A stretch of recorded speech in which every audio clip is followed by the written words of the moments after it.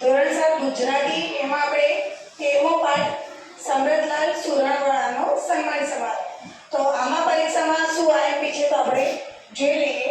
તો આઈએમપી ક્વેશ્ચનની અંદર સૌપ્રથમ આપણે એના લેખકનું નામ યાદ રાખીશું. પછી જે પ્રકાર છે પાઠનો, તો પાઠનો પ્રકાર શું છે? હાસ્ય કથા. એ આપણને જોડકા સ્વરૂપે પૂછાઈ શકે છે. એના પછી આપણે પાઠનું વાંચન કરી લઈશું. તો આ પાઠમાંથી શું પૂછાશે? તો સૌથી પહેલા તો કોણ બોલે છે, બરાબર? કોણ બોલે, કોને કહે છે, એ રીતે પૂછાઈ શકે. વાક્યોને ઘટનાક્રમમાં ગોઠવવાનું પૂછાઈ શકે. અહીંયા શબ્દાર્થ આઈએમપી, વાતચીતના પ્રશ્નો આઈએમપી છે. અહીંયા તમે જુઓ કે પાઠના આધારે હું કોણ છું મને ઓળખો. આ કોણ બોલે છે અથવા તો મને ઓળખો, એ રીતે. તો એના માટે આપણે પાઠનું વાંચન કરી લઈશું.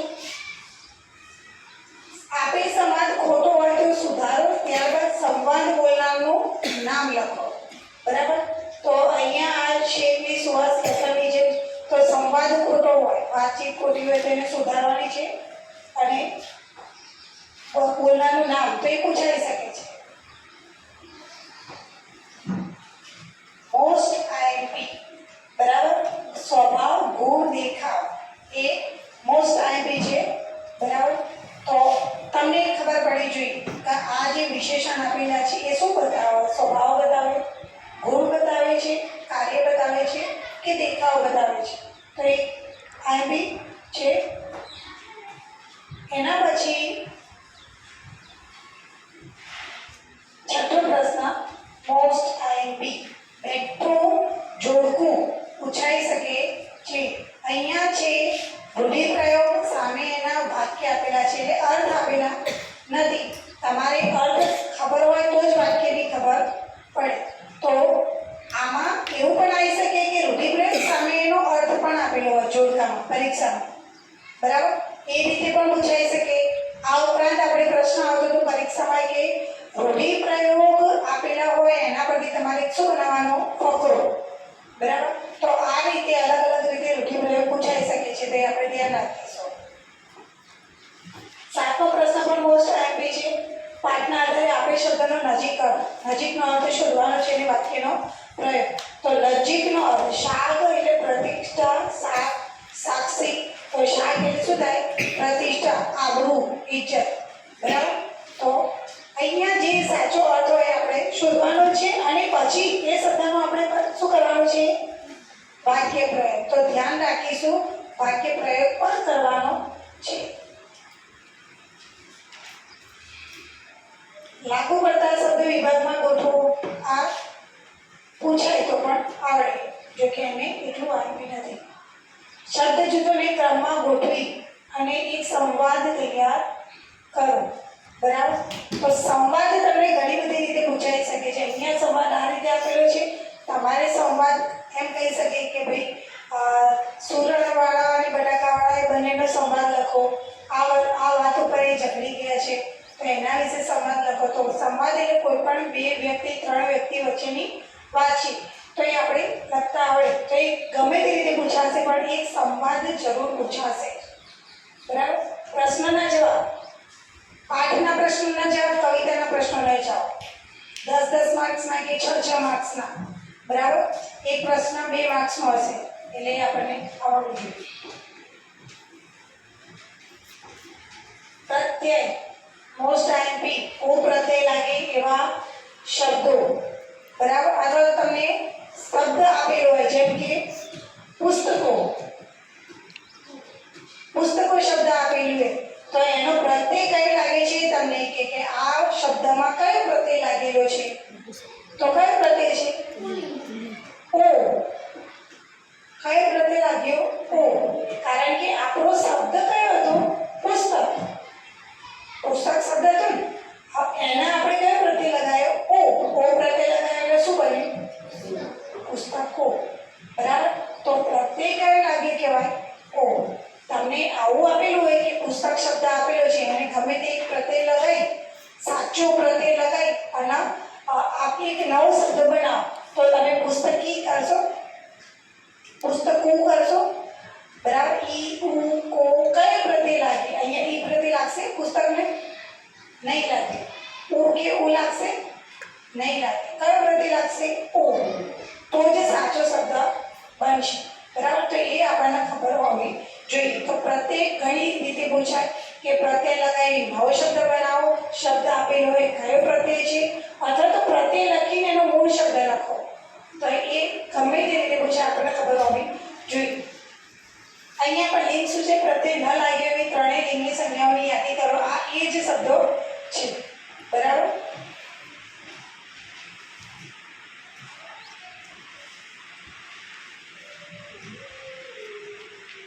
અચ્છા, એકવચન બહુવચન શબ્દો. બરાબર? જેમ હમણાં જ આપણે જોઈએ કે પુસ્તક તો પુસ્તકો, તો મોર શબ્દ હોય તો એનું શું થશે? મોરો થશે? ના, મોરનું મોર જ રહેશે. અહીંયા કીધું ને ઉપર કે ભાઈ અમુક જે શબ્દો હોય એને ઓ પ્રત્યય લાગે નહીં, એનું બહુવચન એનું એ જ હોય. બરાબર?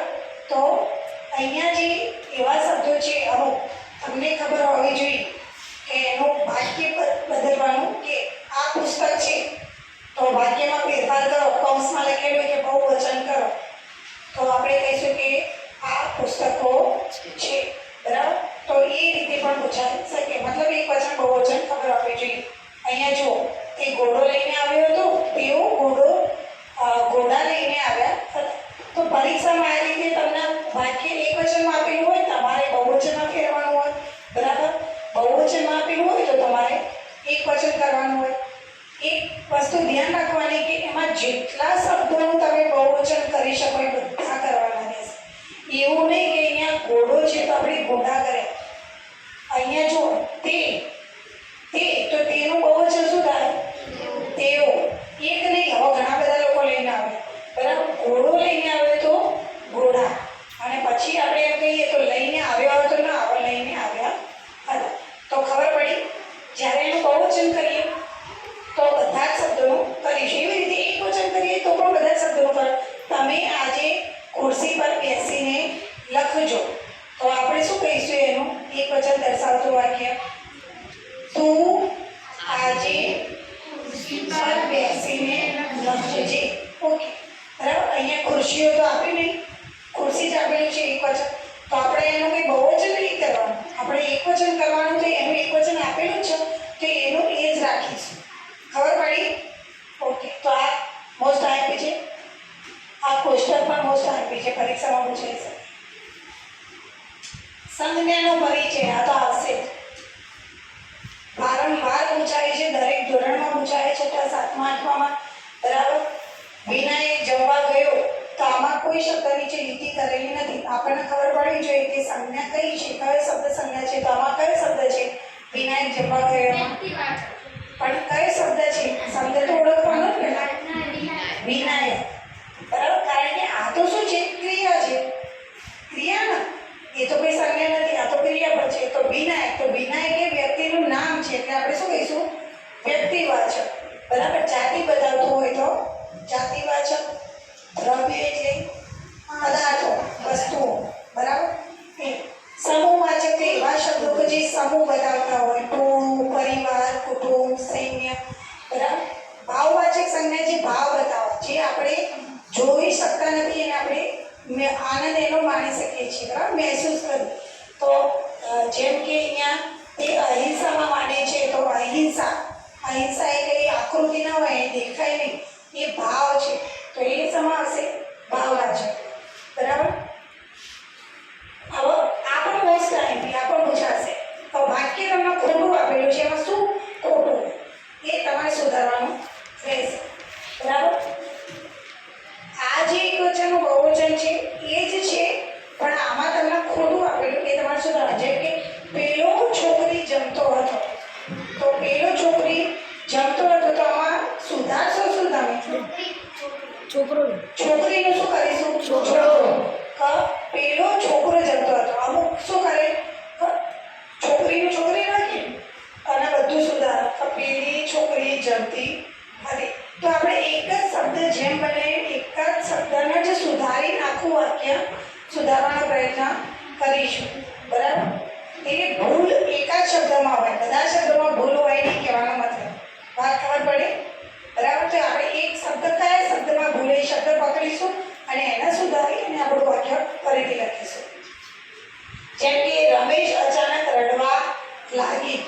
તો અહીંયા કઈ છોકરાનું નામ તો આપણે પાડીશું નહીં, છોકરીનું નામ એ તો બદલાઈ ગઈ. તો રમેશનું રમેશ જ રાખીશું. તો હવે રમેશ છોકરો છે તો શું કહીશું? રમેશ અચાનક રડવા લાગ્યો. તો કઈ શબ્દ સુધરશે? લાગ્યું સુધરશે. લાગ્યો.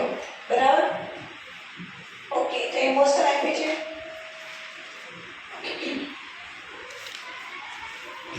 વર્ગીકરણ કરો. આ પણ મોસ્ટ આઈમ્પી.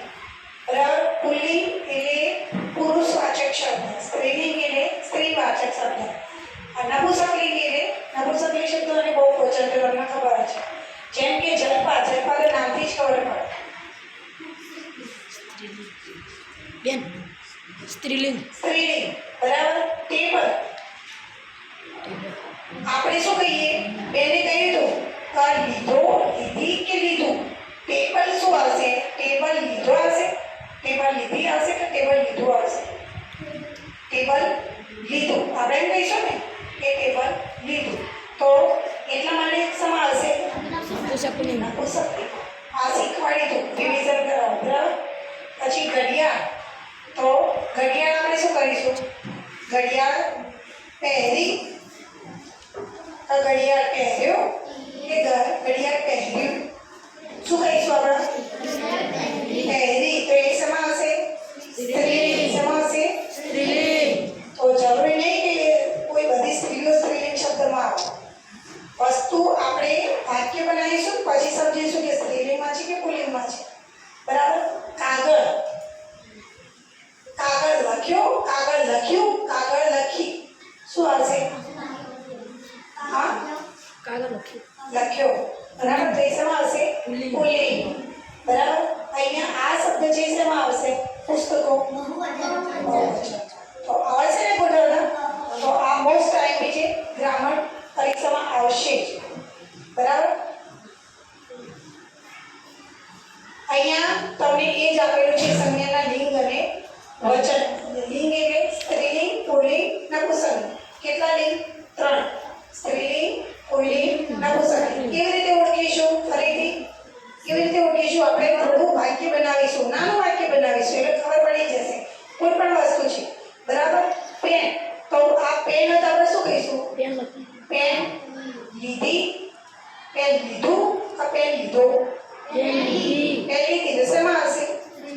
સ્ત્રીલિંગ. ઓકે, તો આવી રીતે આપણે ઓળખીશું એટલે ભૂલ પડે નહીં. કોઈ ઉતાવળ નહીં કરવાની કે ભાઈ આ નામ એ તો આ આમાં જ આવતું હશે.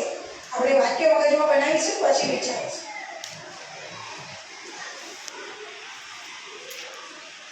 હા, અહીંયા જો તમને અત્યારે આપણે કે હસવાનો કોઈ પ્રસંગ તમને યાદ આવ્યો હતો તો આ પાઠ ઉપરથી તમને એક તમને યાદ હોય એવો કોઈ હાસ્ય પ્રસંગ લખો.